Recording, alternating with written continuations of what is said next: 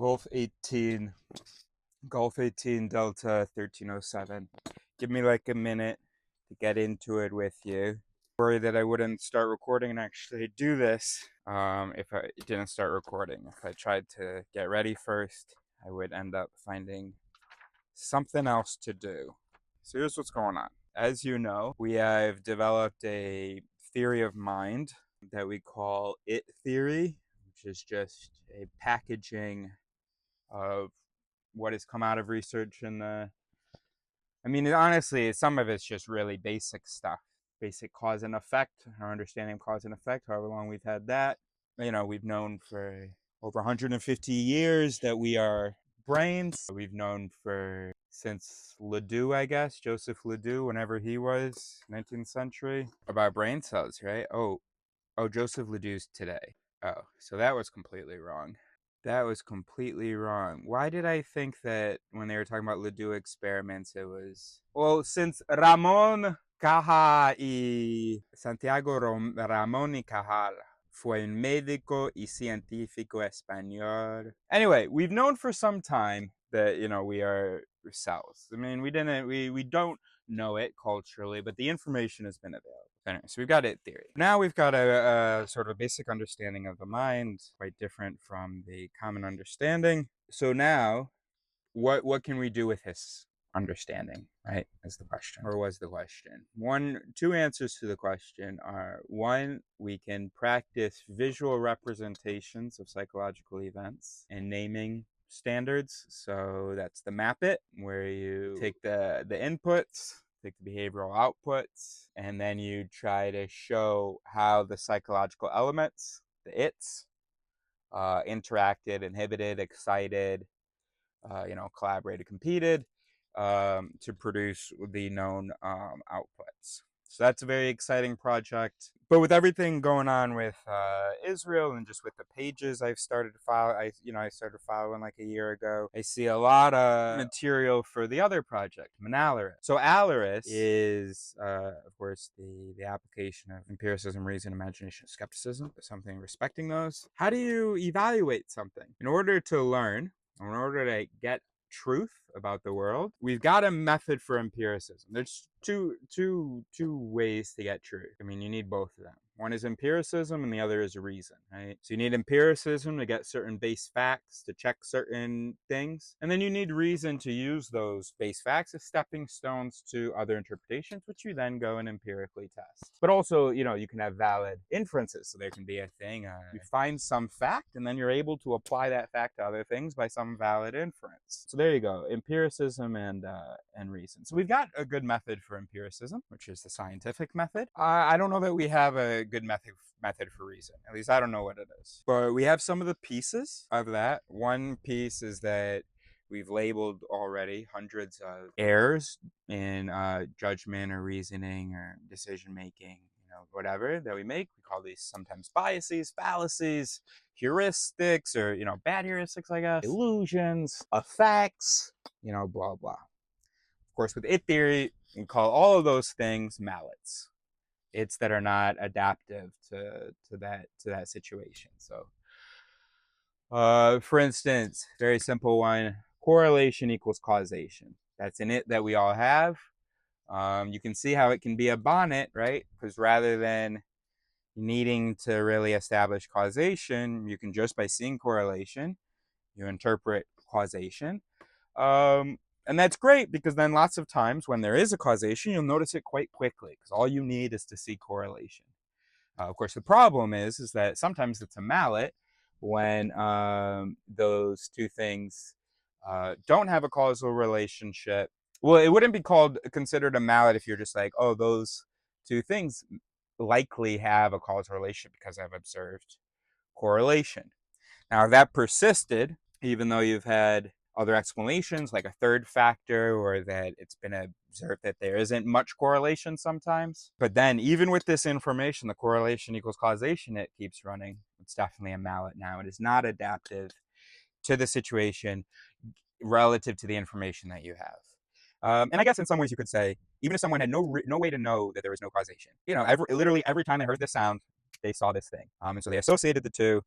It wasn't implausible that the sound caused the thing. It would be weird if you shamed him for that as a mallet. But without passing judgment, you could say, in this case, that correlation thing is actually a mallet because it is leading us to what we know, what he doesn't know, but what we know to be the wrong answer. Anyway, for Aleris, you want to develop techniques, steps, specific steps to follow when you want to try to understand something, when you want to run a quick, easy check of your own mental processes. Am I getting carried away? Am I saying complete bullshit? Are there some major contradictions? Are there some easily recognizable mallets involved in my thinking right now? Am I recording? So we have that, which is like called an Aleris, sort of self-reflection thing. We've got a Aleris. All right.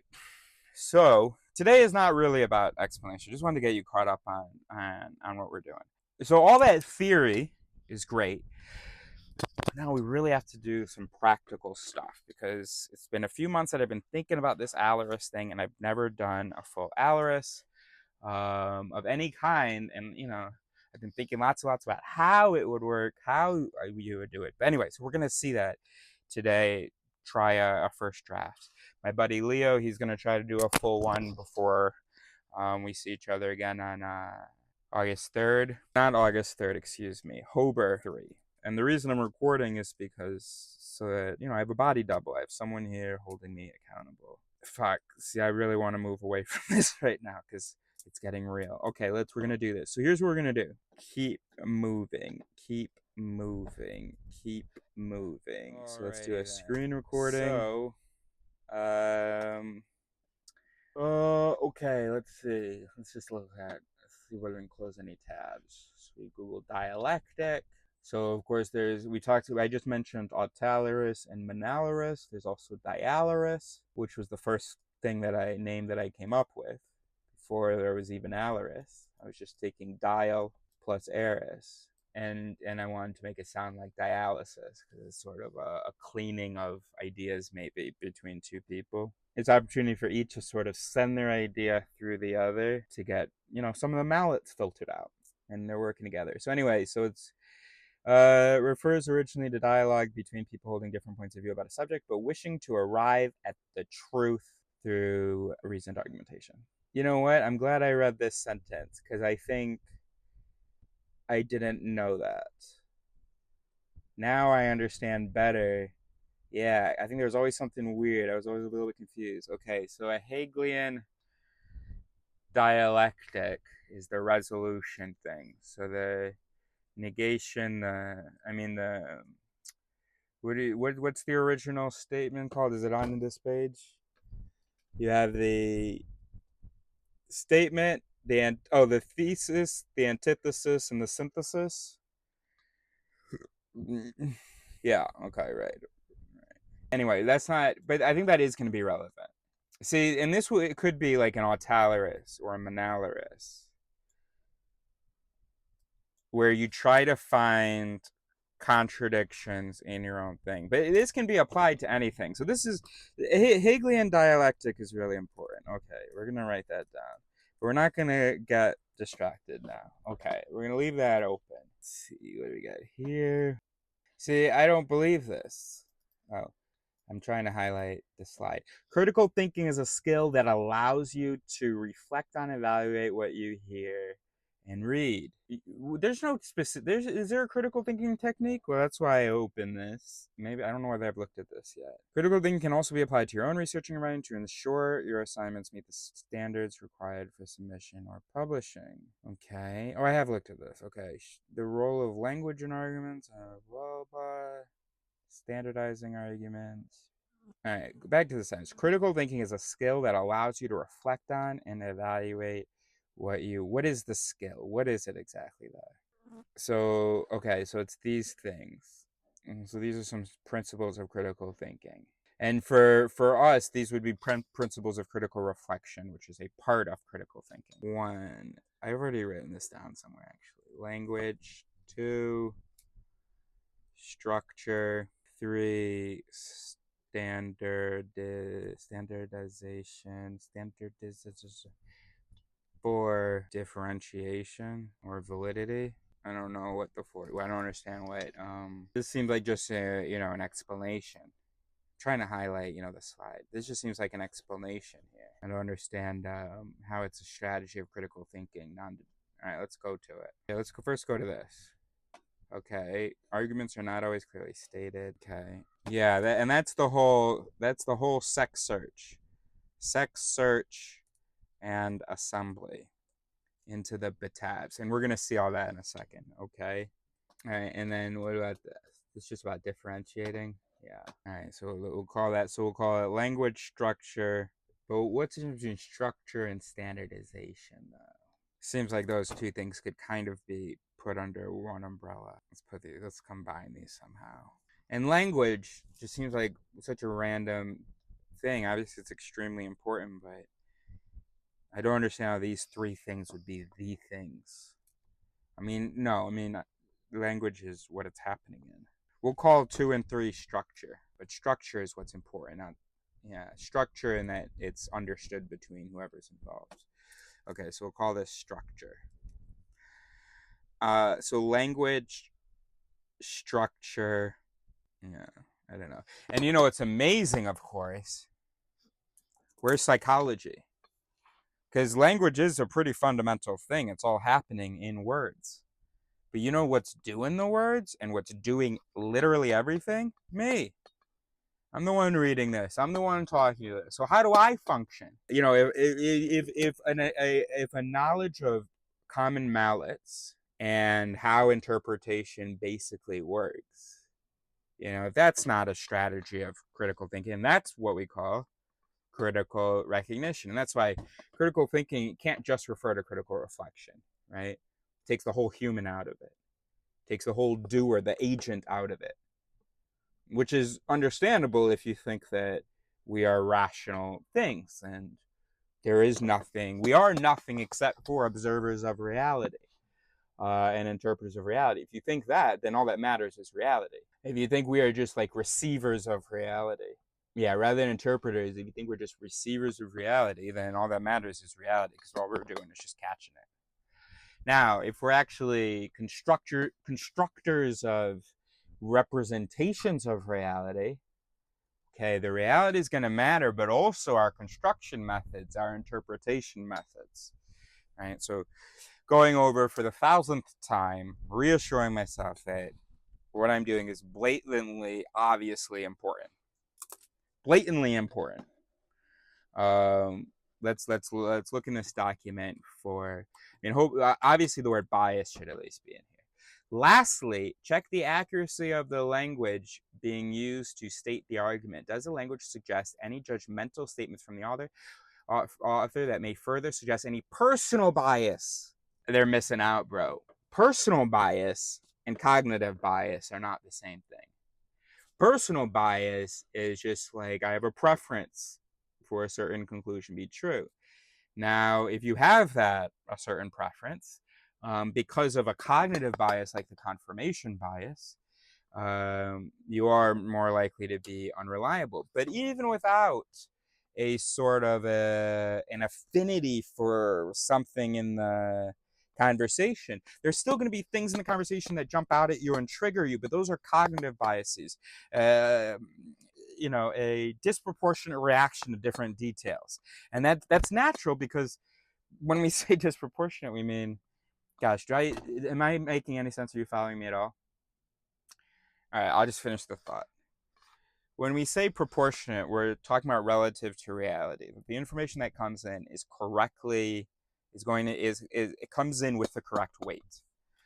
But it's our minds that assign the weight. Highly unlikely that we would assign perfect weights to the exact correct weights to everything.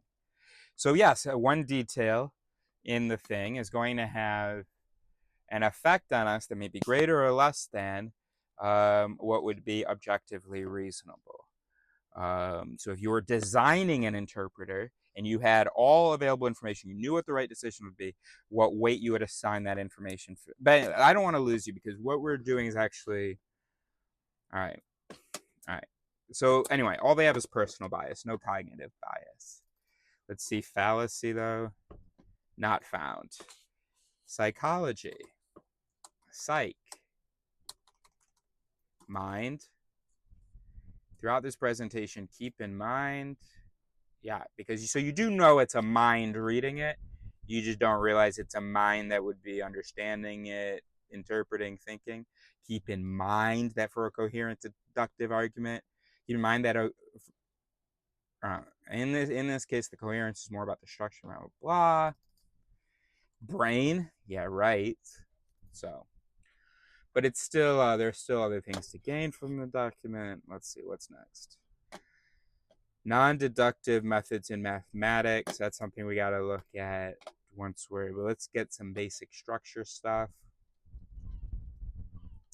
8 types of argument and their importance. That's great too. We'll look at that. Okay, great. Okay, is a claim true? Use these 4 criteria to evaluate the evidence. So what are these going to be? This is going to be great. Look at this. This is great. First, there can be real harm to believing things that are not true. Second, we often aren't as rational as we think. Now we're talking. See, this is good. We think we follow evidence to a conclusion. In reality, the opposite is true. We come to our beliefs through irrational ways. We believe what we're told, especially from trusted authority figures, and we believe that what those around us believe. Once we believe, we work backwards. Very good. Very good. And we want explanations, so we search for patterns. We're good at finding patterns, even find non-existent ones. This is great. Third, evidence. This is good. I like this. Okay. But let's see what they say. I'm excited about this. I have to pee real quick. So, evaluating evidence. In our search for justice, evidence gives us reasons to believe. In general, the more embedded the evidence, the more justified we are in accepting that something is true. Knowledge as a justified, true belief. We have knowledge when something is true, we believe it's true, and we have good reasons for believing it's true. Excellent. Cool graphic. 1, the evidence must be sufficient to establish the truth of a claim. And I hope you're going to tell us how we might go about figuring that out. You know, we have an empirical method, which is the scientific method, but we don't have, but once we're sitting here and we're reading, you know, some scientific thing, or we're reading anyway, some argument, and we're not able to do an experiment to run it again. Actually, sufficiency, it isn't an experiment can't tell you whether it's sufficient. Experiment can give you evidence, but is this evidence right enough to justify that belief, and how does it compare to evidence to the contrary, which of course the human brain forgets exist, right? We think if there's evidence for something, then holy shit, that thing must be true. Hold on. When we say there's evidence for something, we're not saying that that evidence is actually true necessarily. We're saying that if that's true, then this is true, but the evidence might be incorrect. And then also, obviously, if you got a bunch of evidence saying yes and a whole bunch more evidence saying no, or supporting some replacement idea. Anyway, I'm just annoyed because I remember someone watched a documentary about some psychic thing. She was like, it is really interesting. I was like, right. You're telling me it's interesting, which makes me want to watch it and potentially learn from it. But you're also telling me that its conclusion, or what it's exploring, dramatically different from everything else, and you don't seem to be dealing with that. You're like, oh no, it's just interesting, check it out. But it's not just interesting, check it out. You're telling me that it's undermining everything else that we think about matter. And that's a big deal, and that would be really cool. Is it that justified? Should I spend 2 hours watching this thing? Should I spend time thinking about it, going, wait a minute, you know, redoing all the theoretical stuff I've done? And that's okay if I have to do that. But is it sufficient to do that? Is this one documentary sufficient for that? Okay, the person making the claim bears the burden of proof and must provide enough positive evidence to establish a claim's truth. Claims made without evidence provide no reason to believe and can be dismissed. So that's part of the pre-checklist. And we've made many videos, I think, about this, but the pre-checklist is, first of all, is there evidence? Second, is there reason? Because then otherwise you just can't work with it. And so here's what we have, right? We have, I should be making a document, eh? All right, we're going to come back to this page in just a moment. Let me just get you caught up real quick on it. Let's define some terms here. So Aleris Aleris, Manaleris. We're gonna get to Kes in a second. Okay, dialeris. Well, it's just a dialectic. We Aleris, let's move on. Here are some terms for the Aleris. Okay, so we have the ESSEC, the question, we have the CAS, answer slash, we have SEC, elements,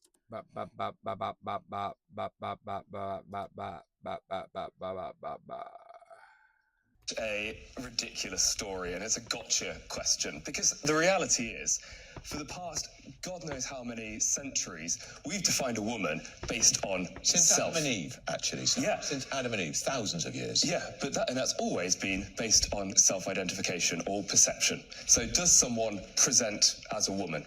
You know, does someone present as a man? You guys all assume that I'm a man.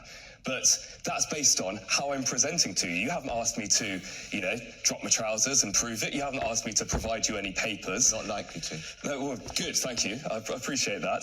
And I think it's just there's this ridiculous sort of gotcha question of define what a woman is. Basic question for the Equalities Minister. What's a woman? Oh, a woman is. That doesn't seem to say it depends on the context. Oh, but it does depend on the context, doesn't it? But you are born male. I am, so far as I'm saying. So even if you presented to me as more feminine, if you had a dress on this morning and you've been sat in makeup, you would still be a man. But you wouldn't know, is what I'm saying. I could be a woman right now. I could have women's parts and I could just be wearing a chest binder. I want to live in a world that believes in truth. Yeah. That there's the most important issue that underpins everything. You guys all assume. So do an example. What determines, or let's say what should. This is tricky because it's like he's making an argument about what has determined and they're kind of arguing about what should determine. So this is, you know, this is what we would call, what would we call it? That this is, you know, we need a word for this classic moment where y'all don't have the same ESSEC. I don't know why that's the case here. Maybe you can figure out an ESSEC that they are both responding to. But anyway, I'm going to think of a word for what we can call that. Heterox ESSEC. Don't love that. Divided, or it's different. Diffisec. You know, what we're talking about is like, it's not a stalemate. But, you know, we're looking for a term like that and say, oh, what we've got here is a classic.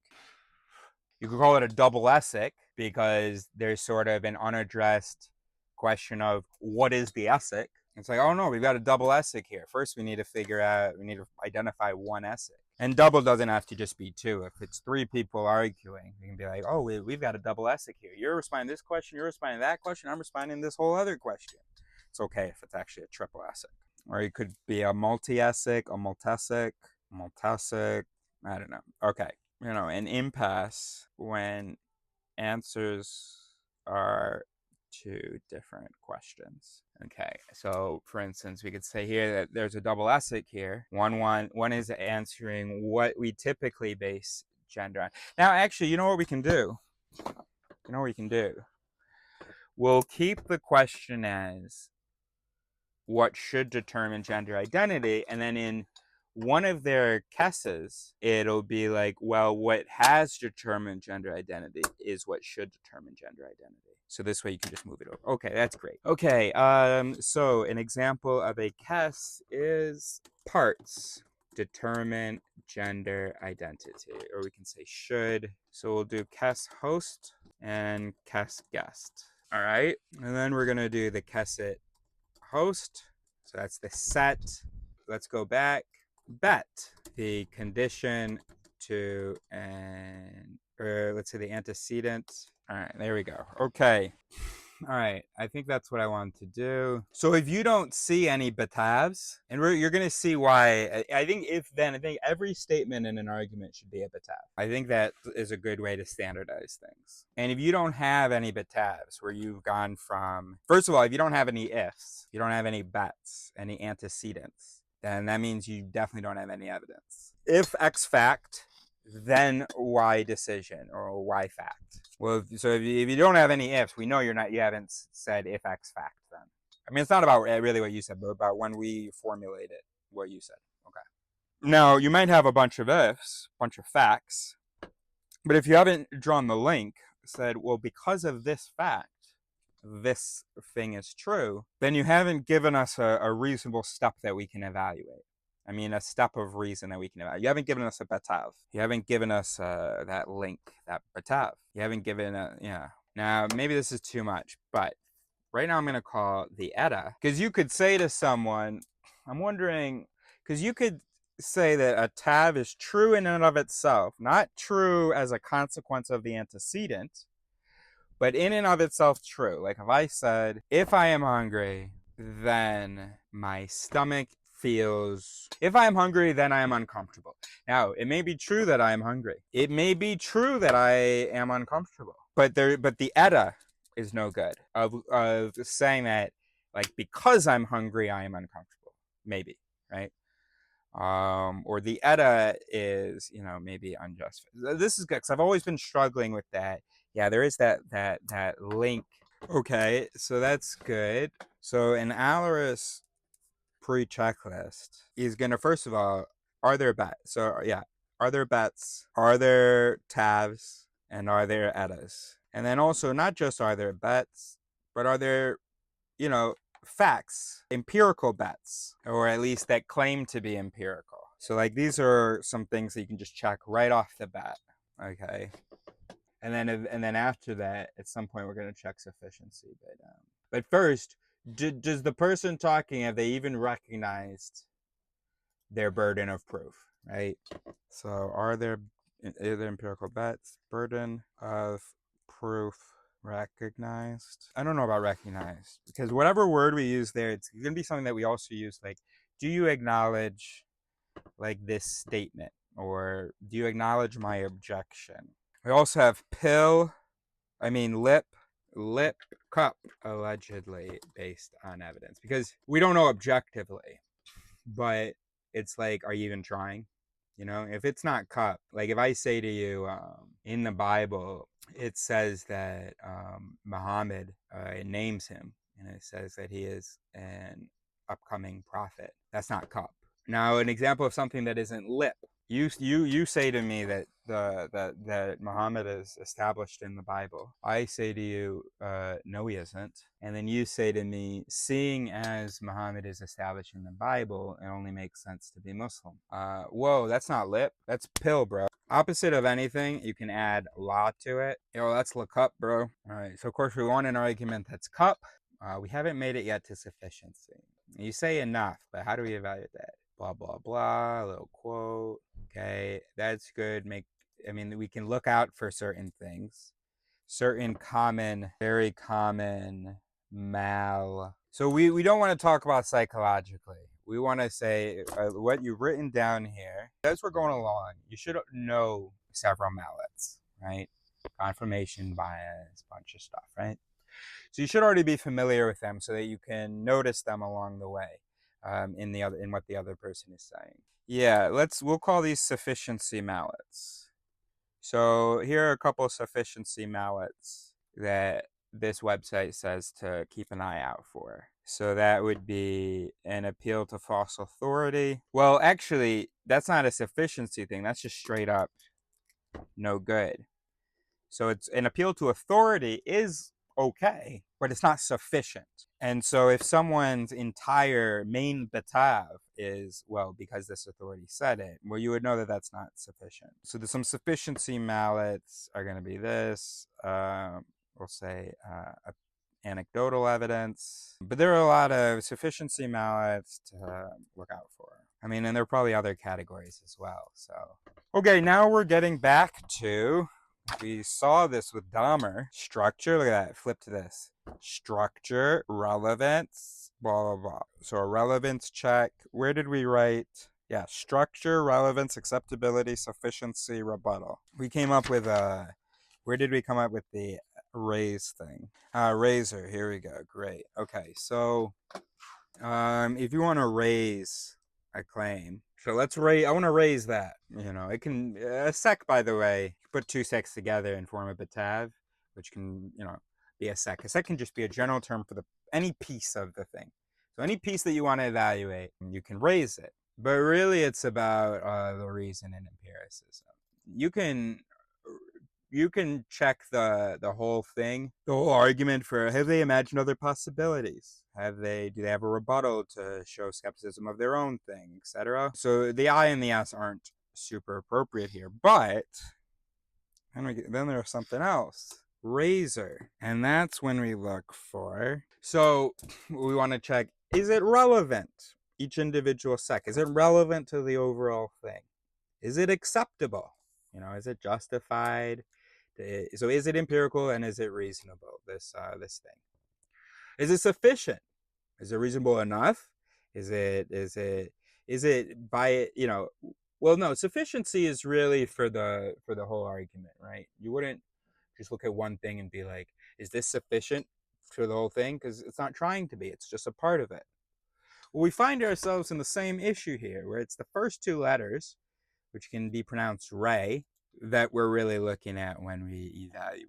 These are more overall things: imagination and skepticism, sufficiency and rebuttal. But I don't want the word to just be Ray. But I also don't want to use these because, I don't want to be like, oh, it stands for these four things, but the last two letters aren't actually relevant. Also, because there'll be times when I will want to use all four. So you can raise a whole argument, a whole cassette. So you could be like, you're not lipping the burden of proof, bro. Or you're not lipping what I just said, bro. You know what I mean? Right. So we know it must be relevant. So we have sufficiency, relevance, and then here's some classic relevance mallets. And by the way, it exists in us, right? That's why we know these. We've seen these things so often, and we evolved to have these things. We evolved for them to be a part of how we disagree and how we believe and how we interpret.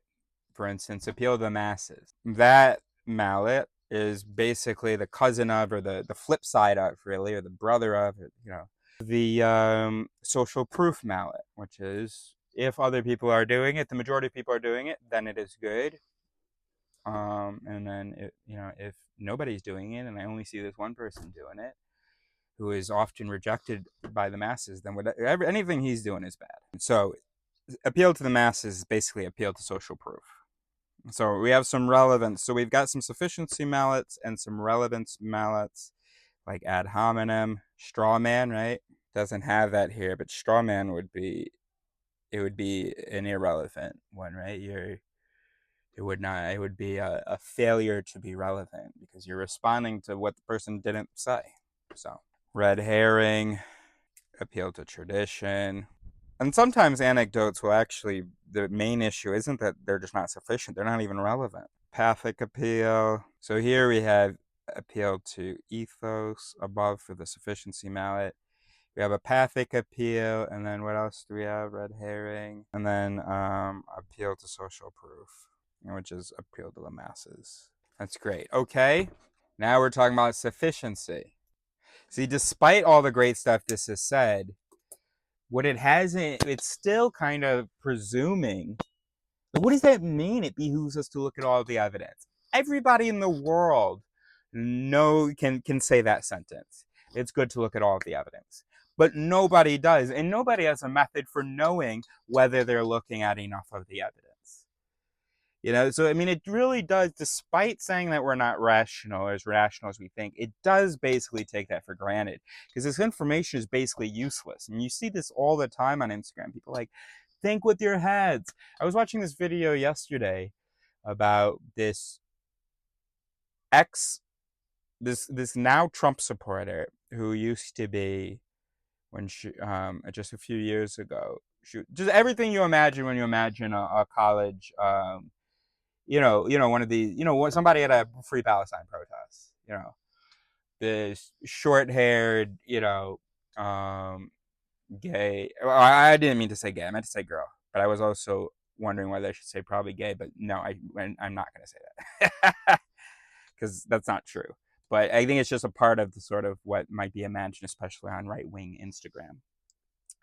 In any case, and you can imagine with blue hair, she wasn't. But anyway, and she was saying that she showed a photo of her with a line through Trump, with her line through his name at a protest. And she was saying that, I'd been tricked by the media. She said, it's time for us to, people have to think. She said, back then, when I was holding up that sign, I wasn't thinking, I was just believing. And you can't think and believe at the same time, she said. But it's so funny because if someone had said that to her back then, she wouldn't have gone, oh shit. Oh yeah, I'm just believing.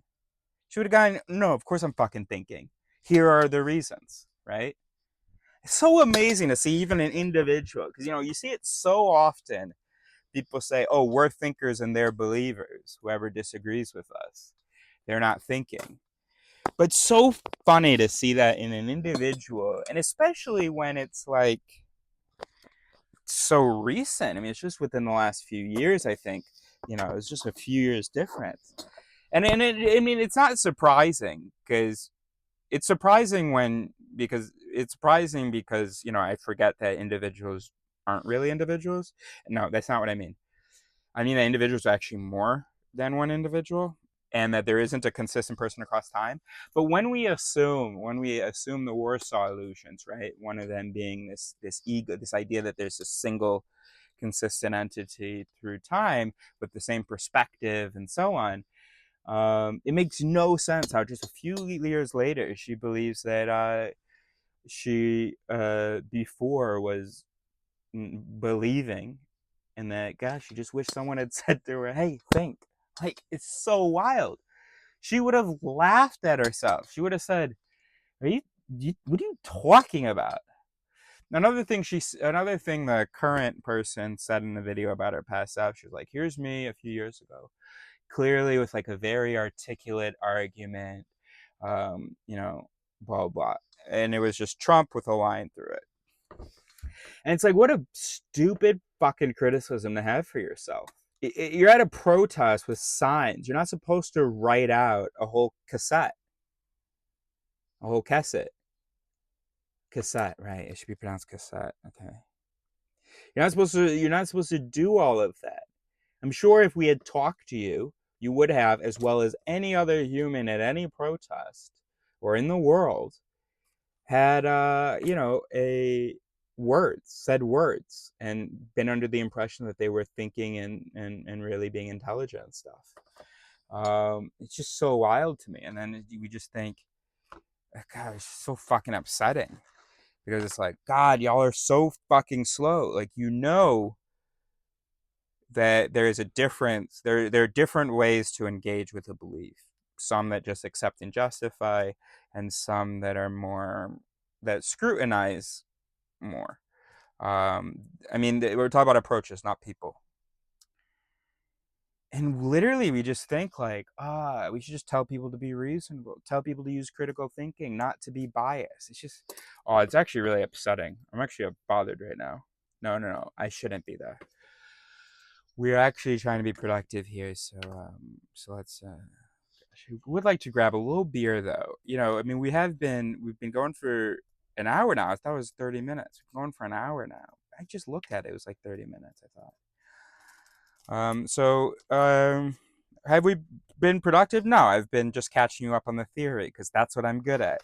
And if you were here with me, you'd be able to give me a little slap and say, yeah, but you got to do something. Okay. I mean, this just sounds like sufficiency to me. Or you could say it's skepticism. Like, have you been skeptical about your choices with what the evidence is? Could be imagination. Have you imagined the other possibly relevant information?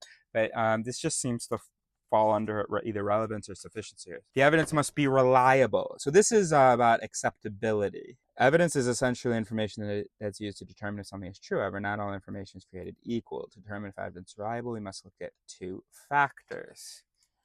Okay, so how is the information gathered?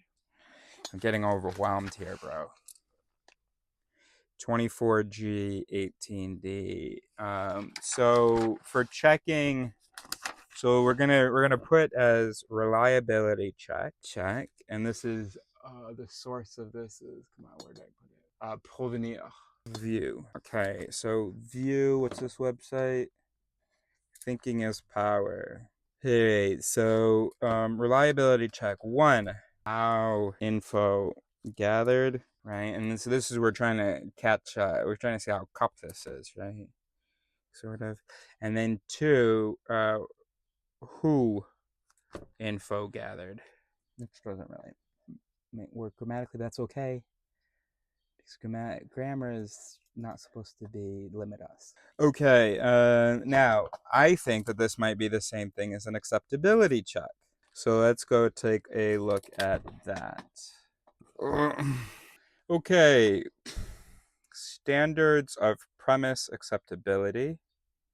It's like a list of 7 things, okay? Yep, so this is the same thing. So acceptability check, we've got, so this is view Dahmer. I don't want to rewrite these, I've already written these. So it's not like the pages are numbered. 5 quality, oh no, this was in Fober, okay. Structure check, relevance check, acceptability, okay. Undisputed common knowledge, confirmed by personal experience, adequately defended, testimony, authority, other good argument, minor claim that, isn't a big deal if it's wrong, I guess. What's that one? Is that the 7th one? A relatively minor claim that seems to be a reasonable assumption in the context of the argument. I see. Okay. So allowable. Okay. All right. Anyway. All right. Well, we've reviewed that. And this is all we're trying to do is review. We're not doing theory right now, Aleris, except to get them caught up. We've been getting them caught up for an hour, and we've been inventing things along the way. So we're not, okay, let's keep going. All right, blah, blah, blah. The take-home message. Many of our beliefs are influenced by our culture and geography and not the result of evidence-based thinking. Belief in witchcraft is less common, blah, blah. Demanding evidence is foundational to critical thinking. Oh, yeah, and we have, Kia. Can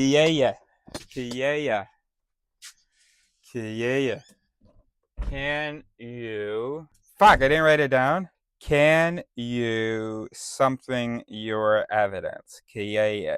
Actually, well, we don't need to say. That's just being polite.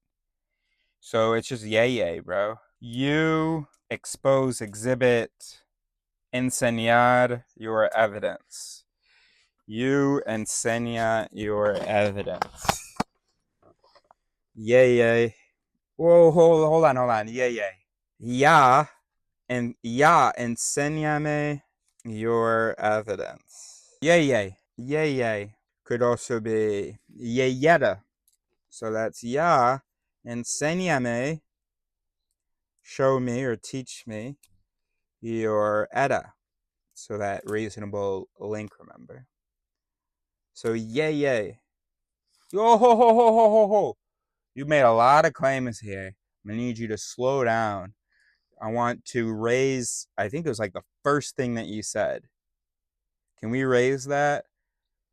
Well, I don't have any questions right now. Just why don't you just yay? And then why don't well, you can, it's okay, there's redundancy. You say, why don't you yay? Why don't you enséñame your evidence? Oh, that's not redundant. Okay. So I need you to yay that first one, and then we'll continue with the raising process. We'll talk about whether that's makes sense. But you can look at sufficiency. Of course you can. Not sufficiency for the whole thing, but sufficiency for that tav. Okay. Because if you're looking at a betav, all right, so there's a whole bunch of stuff. It's all one definition. You can evaluate the raiser of a bet for a tav. Well, you can't, not the but rebuttal. Anyway, so raise is definitely going to be, all right, very good. Okay, anyway. Well, are we done with this then? So what is the source? Then evaluate the evidence. Is it sufficient? Is it relevant? Is it comprehensive? And is it reliable? Oh my gosh, they've figured out, they've cracked it. Everybody in the world just, when we see a claim, why don't we just go, is it sufficient? It's not like we're brains where there's going to be a resounding yes, it's sufficient for everything that we believe, where even if we go a step further and we go, why is this sufficient? Where isn't going to be an immediate, well, here's why it's sufficient. And you know what? You can keep going, keep asking yourself questions. No reason to think that at any point you're going to have gotten a reliable answer. You can keep confirming. Hey, I just want to check this. Is my thought right? Yes, it is right. Okay, well, why is it right? Well, because of reason A. Is reason A good reason to think that my reason is right? Yes, it is. Oh, okay. Why is that a good reason? Well, because of reason A1. Is reason A1 good enough to justify that? Well, yeah, why, yes, it is. Oh, okay. Why? Well, because of reason A1A. Okay. Wow, I'm a good critical thinker. I just checked everything. Get the fuck out of here. Get the fuck out of here. Who are you asking? You're asking yourself, bro. What makes you think? Guys, get the fuck out of here. Now, I mean, I get it. You know, I even stood up in front of 100 people and basically said the same thing. I said, when your intuition is giving you judgments, chuck them with the ego. You know, you, the person in there, that consciousness, check what's going on. Hey, I was 25. No, it wasn't. I was 24. Okay, not a big difference. And, a foolish young man. So one day I realized, wait a minute, who the fuck am I asking? Who is this checker jumping in? And why isn't he always operating then? Now you could say, oh, because it's energy, it costs a lot of energy. Okay, but it seems like in some people he's never operating. So I'm starting to think he might not actually exist. Because everybody thinks that their beliefs are coming from this ego and thinks that everybody else's are coming from mistakes. What if we say the majority is right? In which case, there is no ego, because if I look at a group of people, a group of 200 people, 150 of them believe that 50 of the people, they are not thinking reasonably, the ego isn't getting involved, they're just being biased, whatever, blah, blah. Okay, I believe them. I believe them. And you know what? No matter what the numbers are, whatever the majority group is, that will be a majority of group who says, oh, those humans do that. Now they're going to be saying we do blank. But I'm going to negate that because the humans they just negated are also saying that thing. So I'm assuming everybody who says that can be, So believe them. People tell you about all the stupid people. And then there's one of those stupid people can tell you about how the friend you were just talking to is actually the stupid one. Believe everybody. All right, anyway. If we want to align our beliefs with the truth, it's essential that we question all of our beliefs. Don't even think that's possible. How would you even figure out, identify all of your beliefs? What would you do? Hey, what are my beliefs? And what, they're just going to come flooding forth? Or you just mean at every opportunity, you have a belief, so we should question it. What? What about, I believe there's a hedgehog over there. Oh, do you just mean we should question all of our beliefs that are relevant? It's fucking relevant if that's actually a venomous snake making that noise, that being a critter over there, and my dog is out here.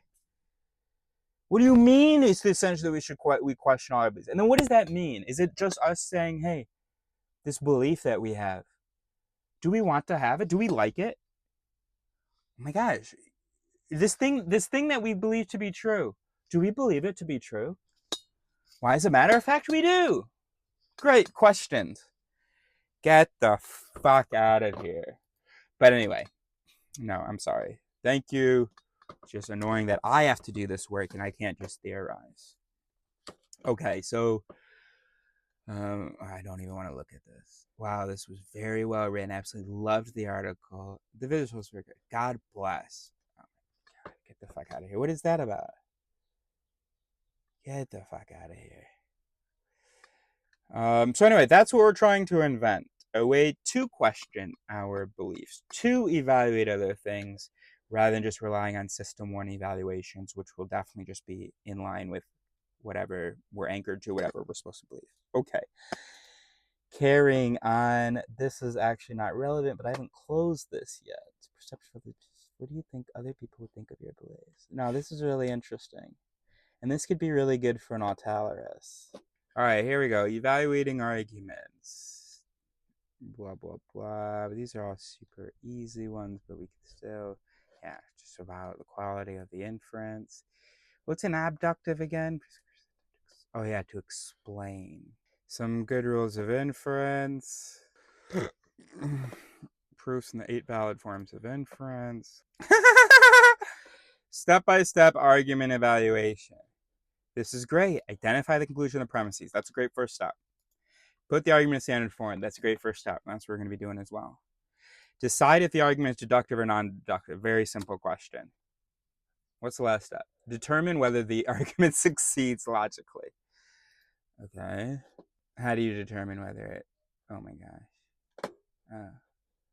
Should we watch this together? How long is it? Really, regardless, we should watch it together. All right, 348. When you're faced with an argument in the wild, here's a diagram that will help you evaluate it. The first step is to identify the main argument and to put it in standard form. And remember to be charitable. Once you have your standard form, you have to decide if the argument is to be evaluated as being deductive or non-deductive. A deductive argument is one that is offered to provide logically conclusive support for its conclusion. A non-deductive argument is one that is offered to provide probable support for its conclusions, but not conclusive. The rule of thumb is to treat arguments as being non-deductive unless the intention is clearly deductive. Now, suppose that you're facing a deductive argument. And that's the principle of charitability that he just mentioned. Your first task is to evaluate if the argument succeeds logically. That is, you want to know if the argument is valid, because it's a deductive argument. If the argument is invalid, game over. The argument is bad, and you're done. And the best way to show that an argument is invalid is by providing a counterexample. A situation in which the premises are true and the conclusion false. Okay. If the argument is valid, you need to proceed to the next step and see if it is sound. If deductive, find counter, let's put that in blue. Counter example. Because within an inductive argument are probably going to be deductive betavs, right? That are there are some guarantees inside of the argument. Find counter example where the bet is true but not the tav. All right, that's good. Premises are true, then you have a sound argument. A sound argument is as good as it gets. The premises give conclusive logical support for the conclusion, and they are all true, which means that the conclusion is also true. As we've discussed before, some of the premises might be backed up by sub-arguments. If that's the case, you need to suspend the evaluation of the main argument and evaluate each sub-argument individually. Suppose you have a sub-argument for a premise and you conclude that this sub-argument is bad. Then that premise has lost its support and the argument collapses. Game over. The argument is bad. But if all premises are true or are backed up by a good argument, then you have a sound argument and you can conclude that it is good. If you have a non-deductive argument, the procedure is pretty much the same. You first need to decide if the premises provide the required logical support. How? But non-deductive arguments are tricky. What makes an argument strong may depend on the context of evaluation. If you are in a court of law, you want arguments to be very strong. Otherwise, you might put too many innocent people in jail. But if you're at a party with your friends and family, you might want to adopt looser standards. To show that an argument is weak, you need to give a counterexample. But not any counterexample will do. You need to find a credible scenario in which the premises are true and the conclusion false. If you can't do that, then the argument is strong and you move on. Whoa, bro. Before, when I was doing the deductive, I didn't have to have a credible counterexample. So inductive, also just figure out a counterexample, but this time it has to be credible. Come on, bro. What are you talking about? Is it true? Then you have a sound argument. A sound argument is as good as it gets. You want to know if the argument is valid, because it's a deductive argument. If the argument is invalid, game over. The argument is bad, and you're done. And the best way to show that an argument is invalid is by providing a counterexample. A situation in which the premises are true and the conclusion false. If the argument is valid, you need to proceed to the next step and see if it is sound.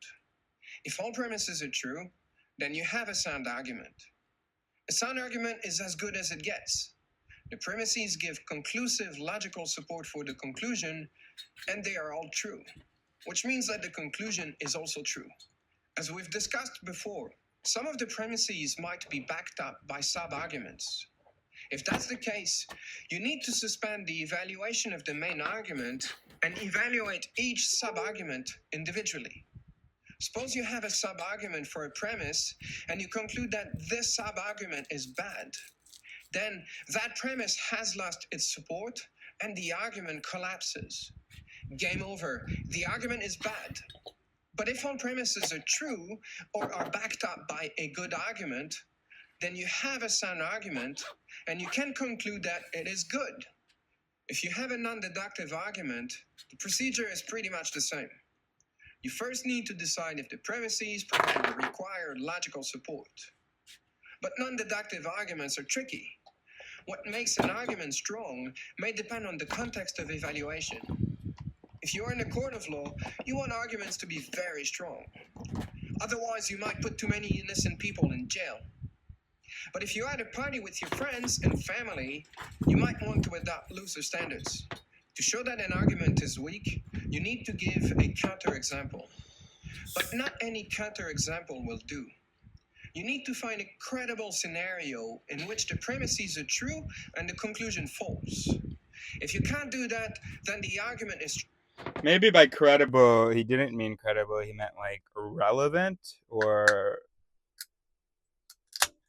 like credible as in we might actually, it's believable that that might actually occur.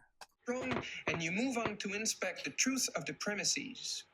If all premises are true or backed up by good sub-arguments, then the argument is cogent and therefore good. Otherwise, it's bad. How do you know if a premise is backed up by a good sub-argument? Simple.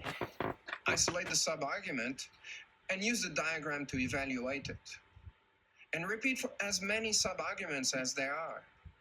And that's how you evaluate arguments as a good critical thinker. Has he told you how to evaluate arguments as good? Am I missing something, bro? Or has he just said, like, here are some terms we have for arguments. Now, be a good critical thinker. I mean, obviously terms are important, and it's part of my job is to these terms. Yeah, but that's just to set up. That's just to set up the stage, bro. All right, moving on. Inductive reasoning. All right. So I guess we're all caught up now, eh? In case you couldn't see, this is a non-alcoholic beer. All right, let's do this. But it does get me buzzed, I swear, even though it says 0.0%.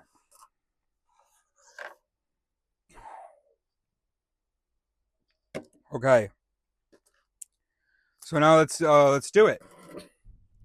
All right, let's see. So with these first steps that we have, let's try to synthesize all that. Okay, so let's pause for a second, because I really wouldn't want there to be a problem with this video. So stopping. Part of Aleris will be maybe that technique for how do I understand something? What do I do specifically to understand something? Okay, so I read it, then maybe I create a metaphor for it, or explain it in another language, or explain it in my own words in the same language. Maybe I have to come up with a certain number of questions. 3 questions about the material. Open-ended, but answerable questions. Then I have to try to answer those questions based on the material to see, maybe I have to call a friend, explain it to them or something, see whether they say my explanation makes any sense. I don't know. I mean, and that it might be a very involved thing. There would be levels to the technique. This is a stupid idea, but I want to give you another example. What if the most simple technique, you want to understand something, read it forward and then read it backwards and then read it forward again. So then you're hitting the words from different angles. It won't make a ton of sense as you're reading it backwards, but since you've already read it forward, that could be a good exercise still. The words are presented differently, so you're not going to get the feeling of familiarity to make you think that you have understood it even though you haven't. But while you're reading it backwards, there are processes still trying to make sense of it and relate it back to the previous understanding. Maybe as you're reading it backwards, because you're not primed the same way as when you read it forward, right? Now you're primed in the opposite direction, meaning you read the last word first, then you read the second to last word. So when you read that second to last word, you have been primed by the last word. You've also, of course, been primed by reading it forward, but anyway, you've been primed by the last word, right? The last word is going to have an effect on what you expect, right? And that's why, like, you should proofread backwards, right? So that when it says she and then it says IN apostrophe T, there's no S in there, right? If you read she in it, you might not even notice that there's no S there, right? There's the S in she that might just carry over if your brain scrambles for a moment to go, wait, where's the S? Also, most of your brain won't be scrambling because it was only expecting isn't. It's seen the first letter, the last letter, there's the apostrophe. Maybe it looks a little bit short, but all you have to do is just spread the letters out a little bit, and maybe the basic word shape will be the same, even though there isn't that S.